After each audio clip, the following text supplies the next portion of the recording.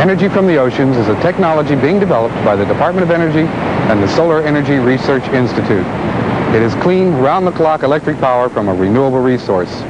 It is a potential resource that can save precious fossil fuels and supply large amounts of electricity to our energy-hungry nation.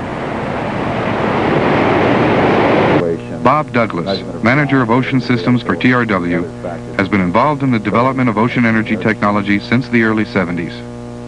I understand that the National Science Foundation brought industry into the study of ocean energy in the early 74, around in there. In late 73 and in early 74, the National Science Foundation recruited industrial teams to study the technical feasibility of ocean thermal energy conversion systems. These studies were started in the spring of 74 and were completed in 75 by Lockheed and TRW and reported at the Offshore Technology Conference. Both companies and both industrial teams concluded that OTEC plants were not only technically feasible, that is, buildable from current technology, but that were probably could be economic within a relatively short development span. Plants that actually feeding probably island communities at first, which have the most desperate need for a replacement for foreign oil, notably Puerto Rico, the Virgin Islands, and the state of Hawaii.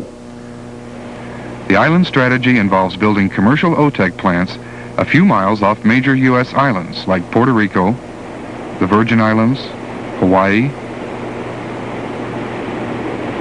Guam, and Micronesia.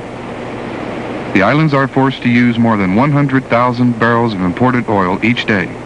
For example, Puerto Rico spends as much as $1 million each day for oil to produce electricity. Because the necessary temperature difference is as close as 5 or 6 miles offshore from the islands, and plants can be as small as 100 million watts, the islands offer excellent early markets for the first OTEC plants.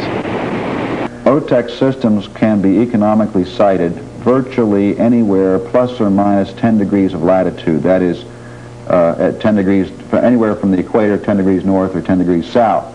There are other locations which are attractive, particularly the Gulf of Mexico, which we believe could supply well over 50,000 megawatts of energy to the south coast of the United States. The Western Pacific would be an ideal location for the so-called plant ships.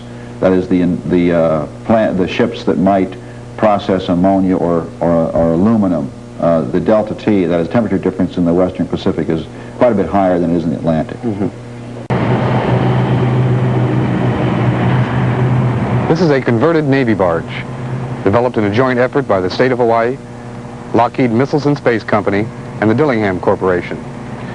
It produces 50,000 watts of electricity, enough to power 12 average American homes, using no coal, no oil, just the vast ocean and the heat from the sun. Just 15 months from the time Lockheed decided to build the mini OTEC and started the job, the system was turned on. Mini OTEC is the first net-powered floating ocean thermal energy conversion plant. Mini OTEC produced 50 kilowatts of gross power. To operate its own working equipment, provide necessary power for lights and other necessities for the operating crew, and still produced 10 kilowatts of net electrical power. This was within a small percentage of the Lockheed engineers' projections, and proved that ocean thermal energy conversion is a reliable and efficient method of producing electricity.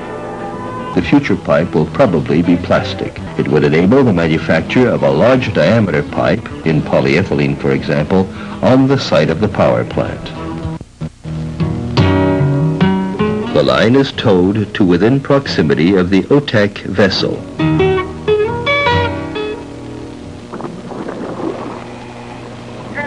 It is then connected to the cold water well in the middle of the ship.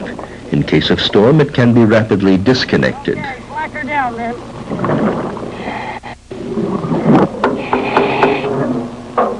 But these successful trials are discontinued after 4 months. They were slated to last 3 years. The reason? The United States no longer extends priority to renewable energy. In the last 10 years, the oil industry has developed hurricane-proof offshore rigs ideally suited for generating electricity from surface and deep ocean water.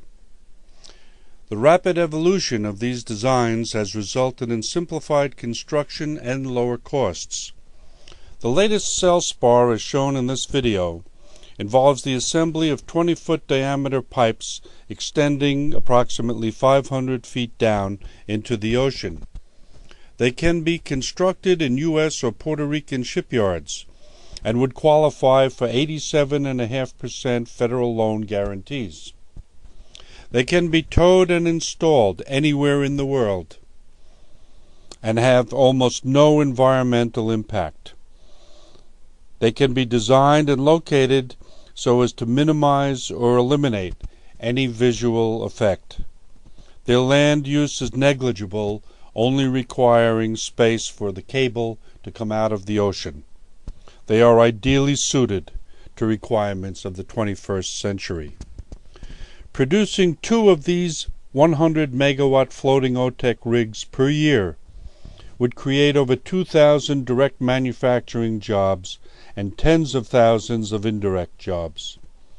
Each rig will save 1.5 million barrels of oil each year and will produce 800 million kilowatt hours of electricity, enough for over 100,000 people.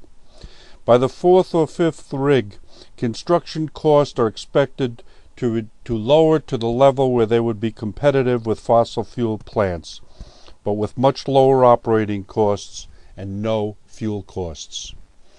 Oil prices are expected to remain over $30 a barrel far into the future. At these prices, OTEC rigs will cover their financial and operating costs and will generate substantial profits without government subsidies. Now, in 2006, the Department of Energy is focused on wind and biomass. OTEC has been entirely eliminated, although it would now be highly profitable.